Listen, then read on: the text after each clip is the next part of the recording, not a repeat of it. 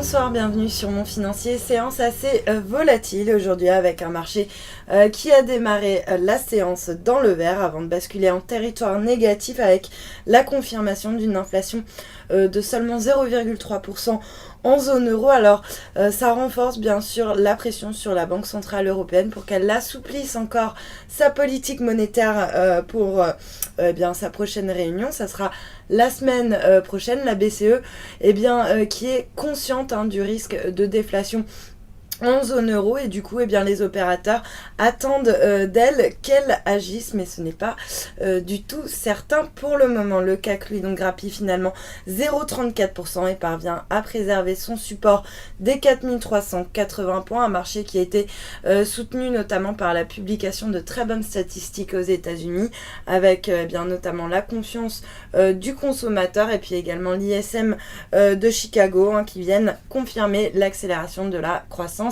américaine. Ailleurs en Europe, Francfort de son côté cède 0,2%, tandis que Wall Street consolide légèrement ses gains. Et puis du côté des valeurs, c'est Ipsen qui termine en tête du SBF 120 après avoir relevé ses objectifs annuels grâce aux performances de la médecine de spécialité, Somatuline aux États-Unis notamment. On a également Havas qui a également dévoilé des résultats assez bon. Le titre se distingue parmi les plus fortes hausses. Et puis sur le CAC, c'est Vallourec qui tient le haut du pavé avec un gain de 2%. À l'inverse, Wendel, dont la publication a été sanctionnée la veille, poursuit son repli. Puis le secteur automobile qui se distingue également dans le rouge avec par exemple Renault ou encore Plastic Omnium qui termine donc dans le rouge. Et puis sur le marché d'échange, l'euro lui accélère à la baisse, moins 0,27% par rapport au dollar. On a même été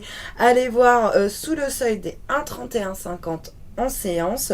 Le dollar quant à lui qui à l'inverse s'inscrit en légère hausse par rapport au yen autour des 103,95 yens. Et puis pour terminer, l'once d'or qui termine en baisse de 0,13% autour des 1288 $ l'once. Voilà pour la clôture des marchés. Passez un excellent week-end à lundi.